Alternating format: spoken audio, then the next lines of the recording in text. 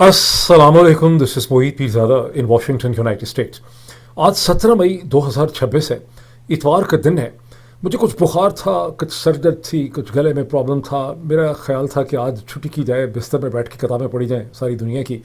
लेकिन फिर मैंने कुछ ऐसी इंटरेस्टिंग डेवलपमेंट्स देखी जिनका ताल्लुक हिंदुस्तान पाकिस्तान से भी है, कुछ पाकिस्तान की अंदरूनी पॉलिटिक्स से भी है, कुछ चीन और रूस से भी है, जहां बहुत इंटरेस्टिंग डिक्लेरेशन किया है क्रेमलिन ने। उन्होंने कहा है कि रूस के प्रेसिडेंट व्लादिमीर पुतिन जो हैं वो ट्यूसडे को 19 मई को चीन पहुंचेंगे।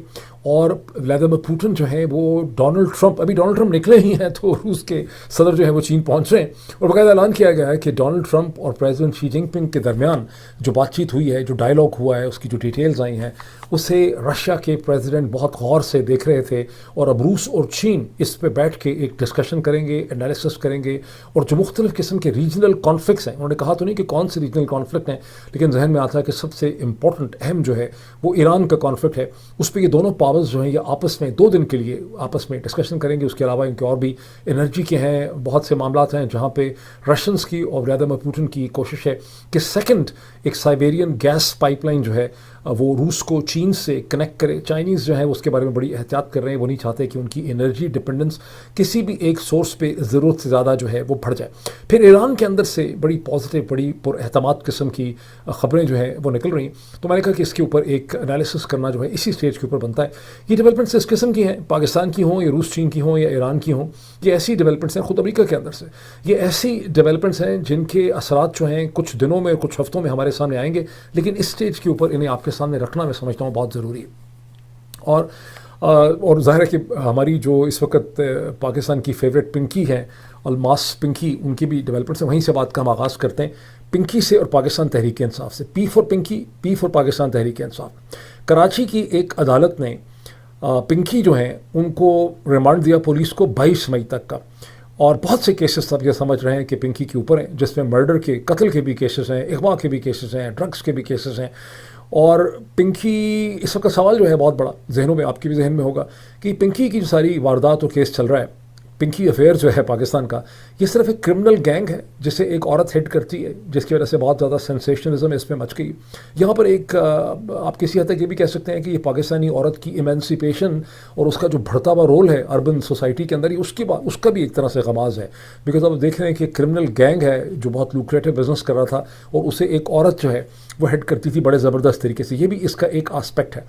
बहरहाल दूसरी साइड पर ज़ाहिर है ज़हनों में सवाल ये है कि ये महज क्रिमिनल गैंग है, ये यहाँ पर पाकिस्तान की इस्टेब्लिशमेंट का या मौजूदा जो रजीम है उसकी कोई कोशिश है कि इसका एक सियासी फ़ायदा उठाया जाए और इसे इमरान खान के साथ, बनी गाला के साथ, पाकिस्तान तहरीक इंसाफ की जो लीडरशिप है उसके साथ इसे नक्की किया जाए। एक इसमें इंटरेस्टिंग और इंट्रीगिंग चीज़ है, मैंने सारी इसकी रिपोर्टिंग देखी। पाकिस्तान के अखबारात में लिखा जाता है कि एक फेडरल सिविल एजेंसी जो है उसने पिंकी को कराची आके पकड़ा। नाम नहीं लेते उसका कि ये एंटी नारकोटिक फोर्स ANF है जिसे मिलिट्री हेड करती है, और यही वो एजेंसी है जिसने एक ज़माने में हनीफ अब्बासी साहब पे भी केस बनाया था, जिसने राना सनाउल्लाह साहब की गिरफ्तारी में भी रोल प्ले किया था, बल्कि गिरफ्तार उनको किया था। तो यहाँ से कुछ शक सा पैदा होता है कि इसमें शायद एक लार्जर पॉलिटिक्स जो है वो इन्वॉल्व है। लेकिन अदालत के सामने जो प्रेजेंटेशन हुई, जो प्रोसीडिंग हुई है हफ्ते के दिन में पिंकी की, वो जो प्रोसीडिंग है वो बड़ी ओपन प्रोसीडिंग हुई है। पिंकी ने जो इल्ज़ामात पुलिस के ऊपर लगाने थे, प्रोसिक्यूशन पर लगाने थे, वो उन्होंने लगाए। उन्होंने कहा कि मुझे 20-22 दिन पहले लाहौर से गिरफ्तार किया गया, इस बात को छुपाया गया, मुझसे ज़बरदस्ती बयानात लिए गए हैं, मुझसे कहा जा रहा है कि बरी गाला के किसी शख्स का भी नाम मुझसे स्टेटमेंट्स में डाला जा रहा है, मुझे पता नहीं वो कौन है, और ये कि मुझे टॉर्चर किया गया। सारी जो कुछ पिंकी कहना चाहती थी अदालत के सामने, वो अदालत ने उसे कहने भी दिया है, और वो पाकिस्तान के अंग्रेज़ी के अखबारात ने उसे रिपोर्ट भी किया है, जहाँ से आपको थोड़ा सा ये शक होता है कि ये ऐन मुमकिन है।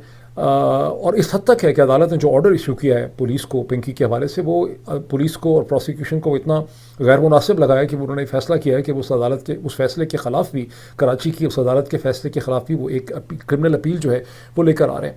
इस सारी सूरत हाल को देख के इसे रूल आउट आप नहीं कर सकते कि पिंकी ने जो ये शोशा छोड़ा है कि मुझे कहा जा रहा है कि बनी गाला के किसी शख्स का नाम इसमें डाला जाए, ये हो सकता है कि पिंकी की एक پولیٹیکل اسٹریٹجی ہو اس کی اور اس کے وکیل کی، بیکاز کہتے ہیں کہ جو وائٹ کالر کرمنل ہوتے ہیں وہ بیس پاپولیشن سے زیادہ انٹیلیجنٹ ہوتے ہیں. جو بلو کالر کرمنل ہوتے ہیں اس کے بارے میں سائیکالوجی، کلینکل سائیکالوجی اور سیکائٹری ہمیں یہ بتاتی ہے کہ جو مار دھاڑ کرتے ہیں، جو اسے کہتے ہیں وائلنٹ کرمنل ہوتے ہیں، وہ بیس پاپولیشن سے کم انٹیلیجنٹ ہوتے ہیں، لیکن جو وائٹ کالر کرمنل ہوتے ہیں وہ بیس پاپولیشن سے زیادہ انٹیلیجنٹ ہوتے ہیں. تو یہاں پر ایک انٹیلیجنٹ اسٹریٹجی ہو سکتی ہے پنکی اور پنکی کے وکلا کی کہ اس کو اس طرح سے بنی گالا کا نام لیا جائے تاکہ اس سے ان کو ایک پولیٹیکل سپورٹ اور سمپتھی ملے. اس کو ہم رول آؤٹ نہیں کر سکتے، اور یہ ایک ایسی چیز ہے کیونکہ اس کی وجہ کیا ہے؟ اس کی وجہ یہ ہے کہ عمران خان کو اب، جیسا کہ آپ پاکستان تحریک انصاف کے ٹویٹر ہینڈل پہ روز دیکھتے ہیں، انہیں اب اڈیالہ جیل میں اور قید ہوئے ہوئے 1015 دن، 2 سال اور 6-7 مہینے جو ہیں گزر چکے ہیں. 5 اگست 2023 سے اگر شروع کریں، 5 اگست 2024، 2025، اس کے بعد اب یہ 26 میں، تو ان کو 3 سال مکمل ہو جائیں گے.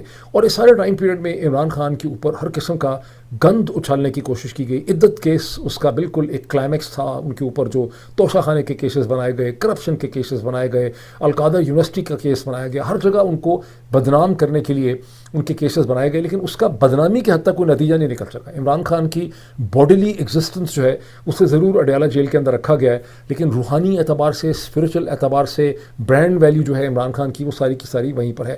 تو اس کے درمیان میں اگر یہ کوکین کا کیس، جو کوکین کنگ کا کیس بھی اس میں ڈالنے کی حکومت کوشش کرتی ہے، تو اس کا آئی تھنک کہ یہ جو شریف زرداری عاصم رجیم ہے، خاص کر کے اسٹیبلشمنٹ، اس intelligent enough to realise this thing کہ اس کا کوئی نتیجہ نہیں نکل سکے گا.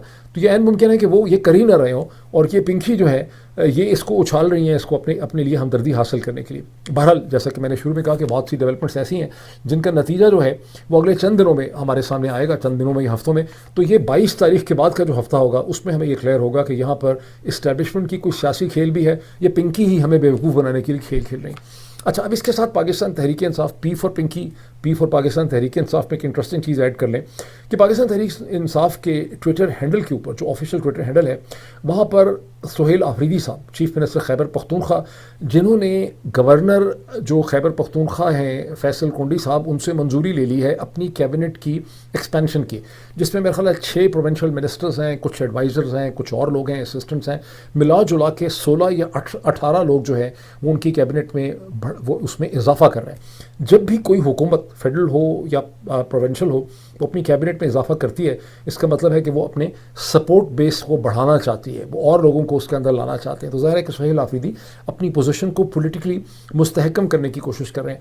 ایٹ دا سیم ٹائم گزشتہ 24 گھنٹے میں ان کی ایک پرانی اسٹیٹمنٹ جو انہوں نے کھڑے ہو کے میرا خیال ہے اڈیالہ جیل کے باہر ہی کہی ہے، 12 مئی کی اسٹیٹمنٹ ہے، اب اس وقت 17 مئی ہو گیا ہے، 17 مئی کو اس کا چرچا کیا جا رہا ہے، جہاں انہوں نے وارن کیا کہ اگلے منگل تک عمران خان کو، اگلا منگل بنتا ہے 19 مئی تک عمران خان کو شفا انٹرنیشنل ہاسپٹل جو اسلام آباد میں ہے، H8 میں ہے، پتہ نہیں H9 میں، وہاں پر ان کو شفٹ کیا جائے، ان کا وہاں پہ علاج کیا جائے، ان کو ان کے ڈاکٹرز تک ایکسیس دی جائے. ورنہ یہ انہوں نے نہیں کہا ورنہ کیا کریں گے، ورنہ انہوں نے کہا کہ ہم ایک بہت بڑا آ کے مظاہرہ کریں گے، اور ان کا ان کو منتقل کیا جائے. یہ ایک انٹرسٹنگ چیز ہے. ان دا فرسٹ انسٹنس ان کا یہ مطالبہ کرنا اتنے سخت الفاظ میں، کیونکہ ماحول تو کوئی ایسا دور پار سے ہمیں نظر نہیں آ رہا پنڈی اسلام آباد کے درمیان میں جہاں پر جنرل عاصم منیر کی اسٹیبلشمنٹ کسی کے مطالبے یا تھریٹ کو سکم کرے گی، انلیس کی کوئی ایسی بات چیت ہے. یہ ایک نوٹ کرنے والی چیز ہے، انلیس کی کوئی ایسی بات چیت ہے جس کے نتیجے میں کوئی ایسی نیگوسیشن ہو سکتی ہے کہ عمران خان جو ہیں انہیں ہاسپٹل میں شفٹ کیا جائے. بڑی سلم قسم کی اس کی پاسبلٹی ہے، اور میں صرف اس پہ کیپٹلائز اس لیے کر رہا ہوں کہ کیا وجہ ہے کہ پاکستان تحریک انصاف یا سہیل آفریدی صاحب اس کو اتنے بلیک اینڈ وائٹ طریقے سے پریزنٹ کر رہے ہیں کہ منگل تک ان کو آپ ہر روز شفٹ کر دیں، ورنہ پھر وہ کیا کریں گے. That's not very clear. چلیں، بہر ایک تو یہ ہو گئی ڈیولپمنٹ. اب تھوڑا سا ہم آئیں اس بہت ہی انٹرسٹنگ ڈیولپمنٹ کی طرف جس کا تعلق ہندوستان پاکستان سے ہے.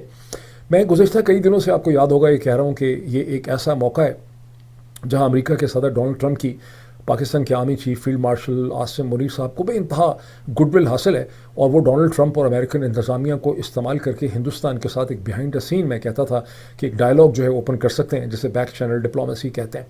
میں خیر یہ کہتا رہا، پھر میں نے 3-4 دن پہلے ایک ڈیولپمنٹ دیکھی جس کو میں ڈسکس کرنا بھی چاہتا تھا، لیکن پھر ہر ویلاگ کے اندر مختلف چیزوں کو سمو دینا اور ان کو ایک ہی ویلاگ کے اندر ڈسکس کرنا کی دفعہ بڑا مشکل ہو جاتا ہے، تو میں نے اس کو ڈسکس نہیں کیا. لیکن اس حوالے سے خاصی ڈیولپمنٹس ہو چکی ہیں، اور یہ ڈیولپمنٹ وہاں ہے جہاں دیکھتے ہیں کہ RSS کے جو جنرل سیکرٹری ہیں، جن کا نام پتہ نہیں شاید میں صحیح پروناؤنس نہ کر سکوں، دتاریا ہوسابلے نے اب سے چند دن پہلے یہ ڈیمانڈ کیا، انہوں نے BJP حکومت کو، یعنی اب یہ RSS جو ہے یہ ایڈیولوگ مدر ہے، یہ فادر ہے بھارتیہ جنتا پارٹی. RSS جو ہے وہ نظریاتی ایک تنظیم ہے جس کے بطن سے جس سے وجود پیدا ہوا ہے بھارتیہ جنتا پارٹی کا، اور نریندر مودی اس کا اعتراف بھی کرتے ہیں، اور RSS کا ایک بڑا ہولڈ ہے، کیونکہ RSS پاور میں نہیں ہے، بھارتیہ جنتا پارٹی پاور میں. تو انہوں نے مطالبہ کیا کہ ہندوستان اور پاکستان کے درمیان میں ایک ڈائلاگ کی. انہوں نے کہا کہ حکومت ضرور ریسپونڈ کرے کراس بارڈر ٹیررزم کو، لیکن پاکستان کے ساتھ ڈائلاگ کی جو اپرچونٹی ہے، جو ونڈو ہے، اسے بند نہیں ہونا چاہیے، اور ڈائلاگ ہونا چاہیے. اور یہ ڈائلاگ جو ہے یہ پیپل ٹو پیپل ڈائلاگ جو ہے وہ ہونا چاہیے.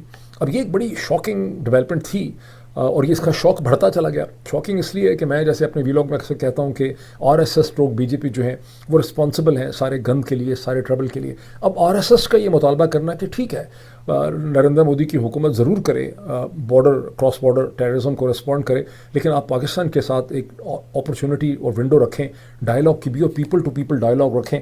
اور یہ ایک ایسی چیز ہے. پھر اس کے بعد کیا ہوا کہ ہندوستان کے ایکس چیف جو ہیں جنرل جنرل میں بھی ان کا نام پڑھ منوج نورنے کو میں پروناؤنس کرنا چاہ رہا ہوں. جنرل منوج نورنے جو ہیں انہوں نے اس کی تائید کی، انہوں نے اس کو ویلکم کیا. اس کے فوراً بعد ہم نے دیکھا کہ پاکستان کے فارن آفس نے اس کو ویلکم کیا.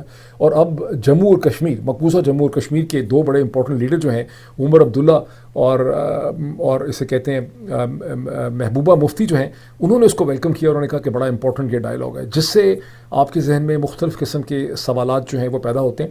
ہندوستان کا جو بڑا اخبار ہے لیفٹ آف دا سینٹر ہندو، بہت ہی موضوع میں سمجھتا ہوں، جس طرح سے اسرائیل میں حارث ہے اسی طرح ہندوستان میں دی ہندو ہے. ہندو نے اس کو کور کرتے ہوئے ایک بڑا زبردست انالیسس دیا ہے، وہ میں آپ کو صرف اسکرین کے اوپر دکھانا چاہتا ہوں. آج میرے پاس زیادہ چیزیں اسکرین پہ دکھانے والی نہیں ہیں، میں نے کہا چند دن اس کی چھٹی کی جائے. پہلے تو یہ ہیڈ لائن دیکھیں، ہیڈ لائن کہ ایکس آرمی چیف نرونے ٹھیک ہے، ex army chief Naravane backs RSS leaders remarks on dialogue with Pakistan. یہ ہیں ایکس آرمی چیف نرونے. ٹھیک، اب آئیں اس انالیسس کے اوپر جس میں سے میں نے بعض چیزیں ہیڈ لائن کی ہیں. یہ آج ہی چھپا ہے. Why has the RSS called for dialogue with Pakistan. یہ بڑا انٹرسٹنگ انالیسس ہے. یہ ڈائلاگ میں اس کی اگر میں سب ٹائٹل دیکھوں کہ what did RSS leader Dattatreya Hosabale say about ties with Pakistan and what reactions did this remarks trigger in India and Pakistan. Can his statement be read as reflecting government policy? What has this RSS stance on talks with Pakistan been? یہ بڑا interesting سوال یہاں پہ انہوں نے اٹھایا ہے. ہندو کی اینالسٹ ہیں، کہتے ہیں کیا ان کی جو اسٹیٹمنٹ ہے RSS کی اسے ریفلیکٹ کر سکتے ہیں کہ یہ در حقیقت مودی سرکار کی حکومت پالیسی. یہ ہیں دتاریا ہوسابلے جو کہ جنرل سیکرٹری ہیں RSS کے، وچ از سیکنڈ ان کمانڈ. ان کے جو ہیڈ ہیں وہ ہیں موہن بھگوت. اچھا، اب اس میں دیکھیں کہ میں تھوڑا سا بتا دوں کہ RSS, the ideological mothership of the Bharatiya Janata Party, said in an interview to news agency Press Trust of India (PTI) that India should persist with attempts at dialogue with Pakistan. His statement triggered reactions from Pakistan, leaders of the political parties in Jammu and Kashmir, India's former chief of staff, and from the opposition itself. اب وہ ہے reaction کیا میں دکھاتا.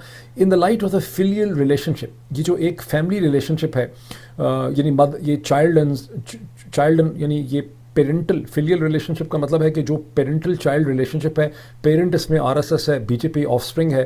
Mister Hosabale's views have therefore raised queries as to whether the union government was being provided political cover to change its stance on talks with Pakistan. Basically کہیں ایسا تو نہیں ہے کہ بھارتیہ جنتا گورنمنٹ نے یہ خود ہی فیصلہ کر لیا ہے، نریندر مودی نے، کہ پاکستان کے ساتھ ڈائلاگ انیشیٹ کرنا ہے، اور اس ڈائلاگ کو اب ایک پولیٹیکل کور دینے کے لیے RSS سے یہ اسٹیٹمنٹ جو ہے یہ دلوائی گئی ہے. پھر اس میں ایک بڑی انٹرسٹنگ اس کی تاریخ دی ہے کہ RSS کا ریکارڈ کیا ہے. What has been the RSS record with regards to talk with Pakistan. اچھا، یہ بڑی انٹرسٹنگ بات ہے کہ 1964 سے اب تک 60 برس، 61 برس، 62 برس کہہ سکتے ہیں، ان 62 برس کی تاریخ میں RSS نے ٹوٹل یہ تیسری دفعہ ہے، یہ چوتھی دفعہ ہے کہ انہوں نے پاکستان سے ڈائلاگ کرنے کی بات کی ہے. اور ایک اس کا بہت انٹرسٹنگ پہلو یہ ہے کہ دو بہت مشہور جو ان کے لیڈر گزرے ہیں، this was also new information for me, both Lohia and Upadhyaya, یہ ان کے بہت مشہور لیڈر ہیں RSS کے 60s سے، agreed that the division between India and Pakistan was historically proven to be based on artificial grounds reflected in RSS conception of an Akhand Bharat اور undivided Indian subcontinent. یہاں تک تو بات بڑی خطرناک لگتی ہے کہ وہ اکھنڈ بھارت کی بات کرتے ہیں، اس میں بلیو کرتے ہیں. لیکن اس کا دوسری چیز دیکھیں جو گرین میں نے ہائی لائٹ کیا ہے، and the governments of the two countries always indulge in ٹوٹی بات چیت، یعنی پیس میل ڈائلاگ کیا، مکمل ڈائلاگ نہیں کیا، اینڈ ٹوٹا وچار، پیس میل تھنکنگ ہے، instead of establishing a comprehensive framework for talks. اس سے ہمیں پتہ چلتا ہے کہ باوجود اس کے کہ RSS بات کرتی ہے اکھنڈ بھارت کی، وہ اکھنڈ بھارت کا یہ مطلب نہیں ہے کہ پاکستان کو آپ نے ملیٹریلی ڈیفیٹ دے کے یہ ختم کر کے خدا نہ خواستہ آپ نے کوئی شکست دے کے پاکستان کو آپ نے اکھنڈ بھارت بنانا ہے، بلکہ وہ سمجھتے ہیں کہ ڈائلاگ کے ذریعے ہندوستان اور پاکستان میں ایسی صورتحال پیدا ہو سکتی ہے کہ ایک فریم ورک جو ہے اکھنڈ بھارت کا دوبارہ سے معرض وجود میں آ سکتا ہے. That's an interesting thing. اب یہاں تھوڑا سا آ جائیں کہ ریئیکشن کیا ہیں.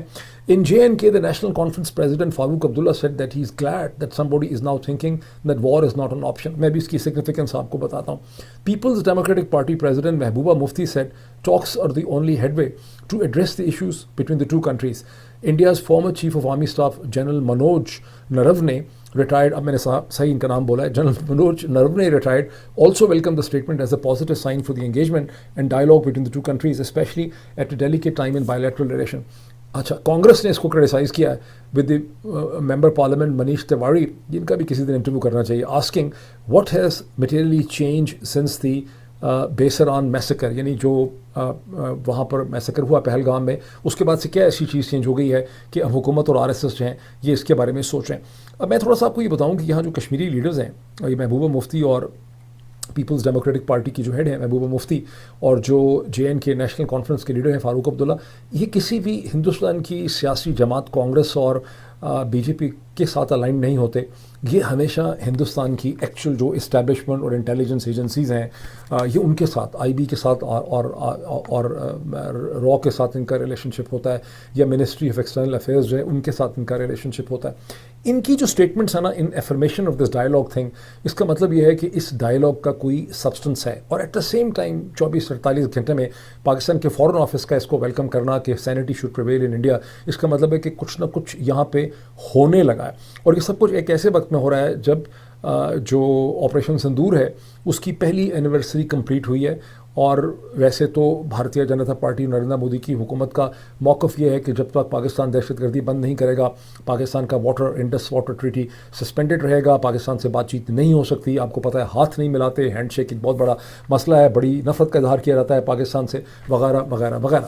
لیکن اس سٹیج میں اب جو انالیسس یہاں پہ ہندو کا ہے وہ یہی ہے کہ what the comment suggests is that whenever or if Mr. Modi seeks to initiate dialogue with Pakistan, he will have political cover from the ideological partner of the Bharatiya Janata Party. مطلب ہے کہ یہاں پہ Bharatiya Janata party کو ایک political support دے دی گئی ہے RSS کی طرف سے کہ اگر آپ جب بھی مناسب سمجھیں اور پاکستان سے ڈائلاگ کو اوپن کرنا چاہیں تو RSS جو ہے, جو ادروائز آپ ایکسپیکٹ کرتے تھے کہ اس کی مخالفت کرے گی, وہ اس کی مخالفت جو ہے نہیں کرے گی. یہ ایک بڑی امپورٹنٹ چینج ہے, اس وقت سٹل ہے لیکن یہ بہت امپورٹنٹ چینج ہے. میں واپس آ جاتا ہوں, اور میرے پاس کوئی لمبی چوڑی سلائڈس نہیں ہیں آج, ذرا اس کو ہم دیکھ لیں سچویشن کو. اسے ذہن میں رکھنا بہت ضروری ہے کہ دیکھیں آنے والے چند دنوں میں اس حوالے سے کیا ہمارے سامنے ڈیولپمنٹ جو ہے وہ آتی. اب آئیں ہم اس بہت ہی انٹرسٹنگ انٹرنیشنل ڈیولپمنٹ پہ, جہاں روس کے صدر ولادیمیر پوٹن چین پہنچ رہے ہیں 19 مئی کو منگل کے دن, اور اپیرنٹلی یہ 20th اینیورسری ہے, 20ویں اینیورسری ہے سائنو رشین فرینڈشپ ٹریٹی کی, جو لیٹ 90s میں دوبارہ سے ان کا آغاز ہوا. میں تھوڑا سا آپ کو مزید تفصیلات شیئر کرتا ہوں کہ ان کا ریلیشن شپ بہت ہی کمپلیکس ہے روس اور چین کا. لیکن کریملن نے اس کا آفیشیل اعلان کیا. انہوں نے کہا کہ پوٹن نے ٹرمپ اور شی کے ڈائلاگ کو بہت غور سے دیکھا ہے. دونوں لیڈرز جو ہیں اب ٹرمپ کے ڈائلاگ کو ڈسکس کریں گے, اور جو دنیا بھر میں کانفلکٹ اس وقت چل رہے ہیں ریجنل, مطلب آف کورس اشارہ ان کا ایران کی طرف ہے, اشارہ ان کا یوکرین کی طرف ہے, اس کی بھی غور و فکر کریں گے. اب یہاں پر امریکی اخبارات یہ کہتے ہیں کہ یہ ریلیشن شپ اس اسٹیج پہ بڑا عجیب و غریب ہے, جو اتنا کلوز ریلیشن شپ ہے روس اور چین کے درمیان میں, بیکاز رشیا کی 33% جو امپورٹس ہیں وہ چین سے وہ کر رہے ہیں, اور 25% ایکسپورٹس جو ہیں وہ روس کی چین میں جاتی ہیں. لیکن یہ سارا کی ساری, یعنی آپ اندازہ لگائیں کہ 33% امپورٹس اینڈ 25% ایکسپورٹس ملا کے یہ چین کی اکانومی روس کے مقابلے میں اتنی زیادہ بڑی ہے کہ یہ بائیلیٹرل ٹریڈ کا صرف 4% ہے. اس سے آپ اندازہ لگائیں, اور یہ ویتنام سے بھی کم ہے. اس سے زیادہ بڑا ٹریڈ ان کا کئی ملکوں کے ساتھ ہے, اور ویتنام جو ان کے ساتھ بھی ان کا ٹریڈ جو ہے وہ اس سے زیادہ ہے. تو اس سے اپیرنٹلی ایسا لگتا ہے کہ روس کی اہمیت جو ہے وہ اتنی زیادہ نہیں ہے. لیکن دس از مس لیڈنگ, اس لیے کہ ہسٹوریکلی طور پہ 1840 کے بعد سے جب ویسٹرن پاورز نے, برطانیہ نے قبضہ کر لیا ایک حصے میں, اوپیم وارز جہاں سے شروع ہوتی ہیں چین پہ, اس کے بعد سے چین اور روس کے درمیان میں ایک بڑا ہی کمپلیکس بینیفیشل اینٹاگنسٹک ریلیشن شپ رہا ہے.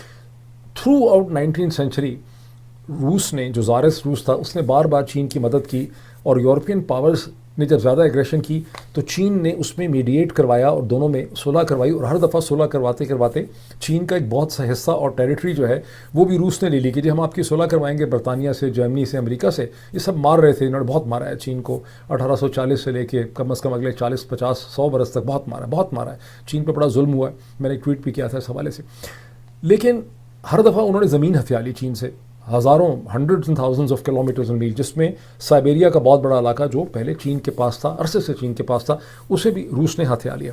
وہ ایک ان کے درمیان میں ٹینشن رہی ہے، جس کے نتیجے میں سیکنڈ ورلڈ وار کے بعد بہت اچھا ریلیشن شپ تھا دونوں مارکسسٹ گورنمنٹس کے درمیان میں، حالانکہ رشیا نے چین کی یونائٹڈ نیشن کی ممبرشپ کی مخالفت کی تھی، لیکن امریکہ کے اس وقت کے جو صدر تھے فرینکلن ڈیلانو روزویلٹ، ان کی انسسٹنس تھی کہ نہیں، چین اتنا بڑا ہے کہ چین کی اقوام متحدہ میں سیٹ ہونی چاہیے، ورنہ رشینس کا یہ خیال تھا کہ صرف 2 ہی سیکیورٹی کونسل کے ممبر ہونے چاہیے، زیادہ سے زیادہ 3، اس میں برطانیہ کو ڈال دیں۔ اور پھر برطانیہ کی انسسٹنس میں فرانس کو ڈالا گیا تھا، بیکاز روس ہی کی طرح برطانیہ کو بھی چین کا بہت خوف تھا۔ تو یوں کرتے کرتے یہ ممبر 5 ہو گئے، ورنہ انیشیل پلاننگ تھی کہ 2 یا 3 ممبر ہوں گے سیکیورٹی کونسل کے پرماننٹ، جو ایکچوئل پلاننگ تھی 1944-45 کے اندر۔ بہرحال یہ جو کانفلکٹ تھا کہ ہماری زمین ہتھیا لی ہے، یہ کانفلکٹ بڑھتا چلا گیا، اور پھر ماؤ زے تونگ کے چین میں اور بریزنیف کے چین میں ایک لڑائی ہوئی، ایک جنگ ہوئی 1969 میں، جس کو منچورین کانفلکٹ کہتے ہیں، جس میں چند سو جوان جو ہیں دونوں سائڈ سے ہلاک ہوئے، لیکن کانفلکٹ بڑا سیریس قسم کا تھا، بہت بڑی انہوں نے موبلائزیشن کی، آلموسٹ میرا خیال ہے کہ ملین سے زیادہ چائنیز ٹروپس بارڈر پہ لائے گئے، رشینس کے بھی پتہ نہیں 500,000 6 لاکھ 7 لاکھ فوج ان کی آمنے سامنے تھی۔ تو اس کانفلکٹ کے بعد ایسی ٹینشنز ڈیولپ کر گئیں، ایسا تعلقات خراب ہو گئے دونوں کمیونسٹ جائنٹس کے درمیان میں کہ جو بیلنس آف پاور انہوں نے کھڑا کیا ہوا تھا سیکنڈ ورلڈ وار کے بعد سے، جب چائنا کمیونسٹ ہو گیا، سب کچھ ہو گیا، وہ ڈسٹرب ہو گیا، اور امریکہ کو موقع ملا چین کے ساتھ تعلقات کو بہتر کرنے کا، جس کو اوپننگ ٹو چائنا کہتے ہیں، جس کے نتیجے میں ہنری کسنجر 1971 میں وہاں پہنچے، جہاں یاد رہے کہ پاکستان کا بڑا امپورٹنٹ رول تھا جب ہنری کسنجر کو اسمگل کیا گیا، ان کو کہا گیا وہ بیمار ہو گئے ہیں، ان کو فلو ہو گیا ہے، وہ مری میں ریکوپریٹ کر رہے ہیں، لیکن در حقیقت وہ وہاں سے بیجنگ چلے گئے، جہاں انہوں نے ماؤ زے تونگ سے اور چو انلائے سے انہوں نے ملاقات کی، and rest of that is history. اب اس کے بعد سے جب ان کے تعلقات خراب ہو گئے، 71 کے بعد سے بہت دوریاں ہو گئیں، 90s میں پھر وہ فرینڈشپ ٹریٹی ہوئی جب سوویت یونین ٹوٹ گیا تھا، اور انہوں نے ایک دوسرے کے قریب آنے کی کوشش کی، لیکن چونکہ ان کے درمیان میں اتنا بیڈ بلڈ اور بیڈ ٹرسٹ کی کمی رہی ہے کہ ابھی تک یہ ٹرسٹ بلڈنگ کر رہے ہیں۔ اب اس میں ایک ایلیمنٹ اور ایڈ کر دیں تو آپ سمجھ سکتے ہیں اس ساری سچویشن کو، وہ یہ ہے کہ جہاں اکانومی میں چین بہت بڑا ہے روس کے مقابلے میں، روس کی تو اکانومی پتہ نہیں 1.5 یا 6 ٹریلین کی ہے، جبکہ چین کی اکانومی جو ہے وہ پتہ نہیں اس وقت 18 ٹریلین کی ہے یا 19 یا 20 ٹریلین کی ہو چکی ہے، اور ریئل جو پرچیزنگ پاور ہوتی ہے اس میں تو بہت ہی بڑی ہے۔ لیکن اسٹریٹجکلی رشیا کی جو انڈرسٹینڈنگ ہے گلوبل تھیٹر آف کانفلکٹ کی اور دنیا کے معاملات کی، انٹرنیشنل سٹیج کی، وہ چین کے مقابلے میں بہت زیادہ ڈیپ ہے۔ چین کی یہ جو حکومت ہے، یہ ایک نئی حکومت ہے، یہ ایک نیا رجیم ہے جو 1949 میں معرض وجود میں آیا ہے۔ اس کے اندر وہ کانفیڈنس نہیں ہے کہ انٹرنیشنل سٹیج پہ آپ نے کیسے آپریٹ کرنا ہے، اکانومی بھی ہے، پاور بھی ہے، ٹیکنالوجی بھی ہے، کیونکہ روس جو ہے وہ 18ویں صدی سے جو انٹرنیشنل پاور سسٹم ہے، کانسیپٹ آف پاورز جس کو کہتے ہیں، یورپین تھیٹر آف کانفلکٹ میں روس ایک امپورٹنٹ پلیئر رہا ہے۔ کوئی بڑا کانفلکٹ ایسا نہیں ہے دنیا کا 17ویں 18ویں صدی کے بعد سے، کیونکہ یورپ ہی مین تھیٹر آف کانفلکٹ تھا، جس میں نیگوسیشن ٹیبل کے اوپر، ڈپلومیسی کے اوپر، وارفیئر میں روس جو ہے وہ اس کا پلیئر نہ ہو۔ کبھی روس جرمنی کی سائڈ پہ تھا، کبھی روس فرانس کی سائڈ پہ تھا، کبھی روس برطانیہ کی سائڈ پہ تھا، کبھی روس امریکہ کے ساتھ تھا، کبھی روس امریکہ کے خلاف تھا۔ روس کا بڑا رول ہے، اسی وجہ سے چینی جو ہیں ان میں وہ خود اعتمادی نہیں ہے، وہ انٹرنیشنل تھیٹر پہ، یونائٹڈ نیشن کے اندر یا دنیا کے سٹیج پہ جو بھی پوزیشن لیتے ہیں وہ اب روس کے ساتھ قدم ملا کے لیتے ہیں۔ اسی وجہ سے انہوں نے اپنا ویٹو کا پہلا ویٹو انہوں نے استعمال کیا تھا بنگلہ دیش کی ممبرشپ کو روکنے کے لیے 1970s میں پاکستان کی خاطر۔ اس کے بعد انہوں نے صرف 2 دفعہ اپنا ویٹو یوز کیا، دونوں دفعہ انہوں نے تائیوان کے ایشو پہ ووٹ اپنا ویٹو استعمال کیا، کسی پاور کو پنش کرنے کے لیے جس نے تائیوان سے تعلقات جو ہیں وہ ڈیولپ کر لیے تھے۔ اور اس کے بعد انہوں نے 2011-12 کے بعد جو ویٹو یوز کیے ہیں وہ صرف روس کے ساتھ مل کے کیا، ڈبل ویٹو یوز کیا، کبھی اکیلا ویٹو جو ہے یوز نہیں کیا۔ تو یوں آپ سمجھ سکتے ہیں کہ ان کی اسٹیج کے اوپر بڑی سگنیفیکنس ہے ان کی ملاقات کی۔ اب ہم آئے اپنی فیوریٹ پرسنالٹی جو ہیں ہمارے صدر جو ہیں ڈونلڈ ٹرمپ، جن کے اس وقت گزشتہ 24-36 گھنٹوں میں دو امپورٹنٹ آسپیکٹس ہیں ان کو دیکھنے کے. ایک کا تعلق فورن پالیسی سے ہے اور دوسرے کا تعلق ان کی ڈومیسٹک پالیسی سے. فورن پالیسی میں اس وقت امریکہ کے اندر ایک فیروشس ڈبیٹ ہو رہی ہے کہ ڈونلڈ ٹرمپ نے جو جا کے ایک بہت محبت کی ہے، شی جن پنگ کی تعریفیں کر دی ہیں، اس کا امریکہ کو کیا ملا ہے، اور جو تینوں چیزیں تھیں ٹریڈ میں، ٹیکنالوجی میں، تائیوان میں، اس میں کیا ڈیولپمنٹ ہوئی. ابھی تک کوئی سمجھ نہیں آ رہی لوگوں کو کوئی پازیٹیو چیز ڈونلڈ ٹرمپ حاصل کر سکیں، اور ایران پہ بھی ان کو کیا کوئی کنسیشن ملی ہے کہ نہیں ملی. البتہ ڈونلڈ ٹرمپ کے جو سپورٹرز ہیں ان کی ایڈمنسٹریشن نے مسلسل یہ کہہ رہی ہے کہ ڈونلڈ ٹرمپ نے شی جن پنگ کے ساتھ ایک ریپو ڈیولپ کی ہے، جس سے چائنیز بھی سپورٹ کر رہے ہیں. چائنا کے فورن منسٹر وانگ یی نے کہا ہے کہ دونوں لیڈرز کے درمیان میں ایک بہت ہم آہنگی ہو گئی ہے، ایک مینٹل ایکویشن ڈیولپ کر گئی ہے، جس سے دنیا میں ایک اسٹیبلٹی جو آئے گی. پرسنل ریپو انہوں نے ڈیولپ کر لی. امریکہ کے اخبارات کی انالیسس کر رہے ہیں کہ ایسی پرسنل ریپو کا دعویٰ انہوں نے پہلی ٹرم میں بھی کیا تھا کہ میری نارتھ کوریا کے لیڈر کے ساتھ بھی پرسنل ریپو ہو گئی ہے، وہ ڈی نیوکلائز کر جائے گا، اور اس کا کوئی نتیجہ جو ہے وہ نہیں نکل سکا تھا. تو ابھی دیکھنا پڑے گا کہ کیا جو ہے ہوگا. 3 میٹنگز اسی سال میں مزید ایکسپیکٹڈ ہیں ڈونلڈ ٹرمپ اور شی جن پنگ کے درمیان میں. ایک کہتے ہیں سپٹمبر میں جو ہے امریکہ کے اندر ایک پتہ نہیں G20 ہوگا جب اس میں میٹنگ ہوگی، یا نومبر میں. پر 3 ہے، ایک سپٹمبر میں، ایک نومبر میں، اور اس کے بعد دسمبر میں. 3 میٹنگز جو ہیں ان تینوں لیڈرز کے درمیان میں دوبارہ جو ہیں ایکسپیکٹڈ ہیں. اچھا، اب آئیں ایران نے ٹرمپ کے بارے میں کیا کہا. اب ایران مسلسل جو ٹرمپ ہیں انہوں نے اپنے جہاز میں واپس آتے ہوئے ایئر فورس 1 میں انہوں نے کہا کہ اگر ایران نے مجھے ڈیل نہ دی، دوبارہ وہ اگریسو ہو گئے 2 دن کے وقفے کے بعد، پھر کہ ڈیل نہ دی تو ایران کا بہت بڑا حشر ہوگا. لیکن ساتھ ہی انہوں نے یہ بھی کہا کہ اگر مجھے 20 سال کی زیرو انریچمنٹ ایران پرومس کر دے، اس کی گارنٹیز دے دے، تو مجھے ایکسیپٹیبل ہوگی. اب وہ کیا دیں گے ایران کو ان ریٹرن، یہ کوئی کلیئر نہیں ہے. لیکن آپ یہ دیکھیں کہ گزشتہ چند ہفتوں سے امریکہ کے صدر ڈونلڈ ٹرمپ مسلسل جو نیریٹو بلڈ اپ کر رہے ہیں وہ یہ بلڈ اپ کر رہے ہیں کہ میرا اور ایران کے درمیان میں جھگڑا نیوکلیئر انریچمنٹ کا ہے، نیوکلیئر ویپن کا ہے، نیوکلیئر مٹیریل کا ہے. نہ وہ میزائل کی بات کر رہے ہیں، نہ وہ ڈرونز کی بات کر رہے ہیں، نہ وہ کسی اور چیز کی بات کر رہے ہیں. وہ ایک طرح سے ایک پولیٹیکل سٹرکچر ڈیولپ کر رہے ہیں اس ممکنہ ڈیل کے لیے. پتہ نہیں وہ کریں گے کیا، ہیں بہت انپریڈکٹیبل، لیکن لگتا ہے کہ وہ چیزوں کو اس ڈائریکشن میں لے جانے کی کوشش کریں. یہ وہ کانٹیکسٹ ہے جس میں پاکستان کے انٹیریئر منسٹر محسن نقوی کی تہران میں جو آمد ہے، جہاں انہوں نے بہت سے منسٹرز کے ساتھ ملاقات کی ہے، including the interior minister of Iran, اس کی ایک سگنیفیکنس ہے. بیکاز جب بھی ڈونلڈ ٹرمپ کو مزید ڈپلومیٹکلی چیزوں کو انویلپ کو پش کرنا ہوتا ہے، اس وقت آپ دیکھتے ہیں کہ پاکستان ایکٹیویٹ ہو جاتا ہے. اور اب چین میں بھی ڈیفینیٹلی جو بات چیت ہوئی ہے، چائنیز نے بھی کچھ نہ کچھ سگنل جو ہے وہ پاکستانیوں کو دیا ہوگا، اور اب محسن نقوی وہاں پہ پہنچے ہیں. تو اب ہم ایکسپیکٹ کریں گے کہ اگلے 24 یا 48 گھنٹوں میں ہم کو مزید ڈیولپمنٹ جو ہیں اس لحاظ سے ایکسپیکٹ کریں گے. ہمیں یہ بھی دیکھنا چاہیے کہ اب تک میرا خیال ہے یہ بڑا ایک فیئر ہوگا، یہ ہم اگر انالیسس کر لیں، کنکلوڈ کر لیں کہ پاکستان کا جو موجودہ رجیم ہے، اس کو پہلے ہندوستان کے ساتھ جو جنگ ہوئی 2025 میں، اس کا اس کو سیاسی طور پہ بہت فائدہ ہوا، اور اب ایران کا جو کانفلکٹ ہے اس سے ان کو سیاسی طور پہ بہت فائدہ ہوا، ان کی اسپیس میں بڑا اضافہ ہوا.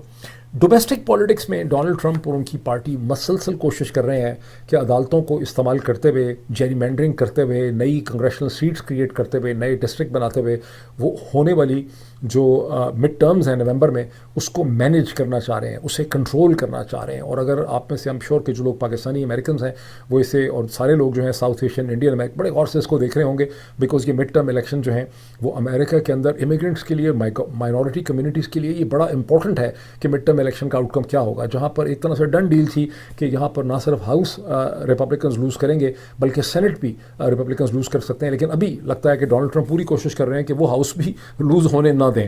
یہ اس کی امپورٹنٹ چیز ہے. اب ایران سے بڑی انٹرسٹنگ چیزیں ہمارے سامنے آ رہی ہیں.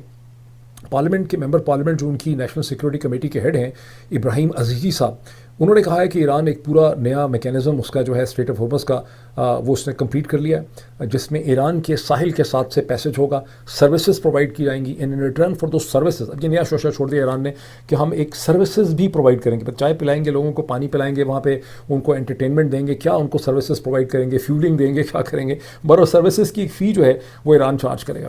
اور اب یہ جو کہہ رہے ہیں کہ ایران کے ساحل کے ساتھ سے جہاز گزریں، یہ کیسے ممکن ہوگا؟ آپ کیسے جہازوں کو یہ کمپیل کریں گے کہ وہ عمان کے ساحل سے نہ گزریں، ایران کے ساتھ سے گزریں؟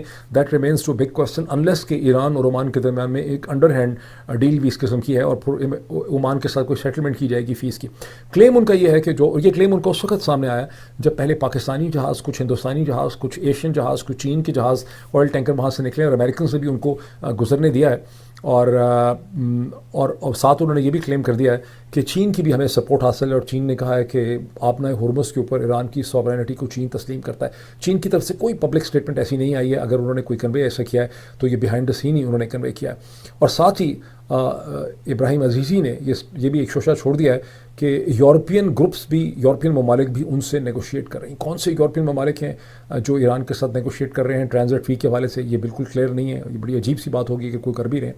وے فارورڈ اسٹیج کے اوپر کیا بنتی ہے ایران کے لیے؟ دیکھیے، ایران کے جو آئیڈیل سچویشن ہے کہ نیول بلاکیڈ امریکہ کا ختم ہو، ایران پہ سے سینکشنز ہٹیں، ایران نارمل پرائسز کے اوپر اپنے تیل کو بیچ سکے۔ ابھی چین بھی ایران کو ایکسپلائٹ کر رہا ہے، بہت سستا تیل، 80% اس کا جو تیل ہے وہ گزشتہ کئی برسوں سے چین خرید رہا ہے، اور بہت سستے داموں پہ خرید رہا ہے۔ اگر انٹرنیشنل مارکیٹ میں اس کی قیمت $70 تھی تو چین پرابلی پتہ نہیں $30 پہ یا $40 پہ یا $35 پہ اس کا تیل جو ہے وہ خرید رہا ہے۔ جتنا زیادہ ایران سینکشنز کے نیچے دبا ہوگا، اتنا تمام دنیا کی طاقتیں جو ہیں وہ ایران کی ایکسپلائٹیشن کریں گی۔ اس کانفلکٹ میں ابھی تک چین کو بہت فائدہ ہوا ہوگا، اس کانفلکٹ کو ایران کو فائدہ نہیں ہوا، ایران کو بے تحاشا جو ہے اس کا نقصان ہوا۔ دوسری، ایران کو بہت ڈیسپریٹ اس چیز کی ضرورت ہے کہ اس کو پیسہ ملے، اس کا پھنسا ہوا پیسہ ملے، اس میں امپورٹس ہوں، ٹیکنالوجی کی امپورٹس ہوں، انویسٹمنٹ ہوں۔ ادروائز اگر یہ سب کچھ نہیں ہوتی، بیڈ ورسٹ آپشن ایران کے لیے یہ ہوگی کہ جنگ بھی نہیں ہوتی اور امریکہ آہستہ آہستہ اپنا جو نیول بلاکیڈ ہے وہ ختم کر دیتا ہے، ایران جو ہے وہ آہستہ آہستہ نیول بلاکیڈ ختم کر دیتا ہے under pressure from China, Japan, south Korea, India and all that, اور اس کے بعد ایران ادھر ہی رہ جاتا ہے جہاں وہ کھڑا ہے، ایک ٹوٹے پھوٹے ایران کے ساتھ، جس کی انڈسٹریل بیس کو بھی ریسٹرکچر کرنا ہے، جس کے عوام کو جابس پرووائڈ کرنی ہے۔ لاکھوں لوگ وہاں پہ کہتے ہیں کہ ہنڈریڈز اینڈ تھاؤزنڈز لوگ جو ہیں اس پوری جنگ کے نتیجے میں بے روزگار ہو گئے ہیں، خاص کر کے ان کے انٹرنیٹ سیکٹر پہ، ان کی ایکسپورٹ مارکیٹ میں، ڈیزائن کے اندر، کریٹو سائڈ کے اوپر۔ اور اگر یہ سب اس کی ان کو ریلیف نہیں ملتی ہے تو بے انتہا پولیٹیکل ڈسٹربنس ہوگی، جس کے نتیجے میں گورنمنٹ کو پھر چیلنج ہوگا اور اسرائیل پھر اس سے کھیلنے کی جو ہے وہ کوشش کرے گا۔ اور بھی میرے پاس بہت سے پوائنٹس ہیں، وہ پھر کبھی کروں گا، اگلے ویلاگ میں کروں گا۔ ابھی اتنا ہی، پھر آپ سے بہت جلدی ملاقات ہوتی ہے۔ Thank you.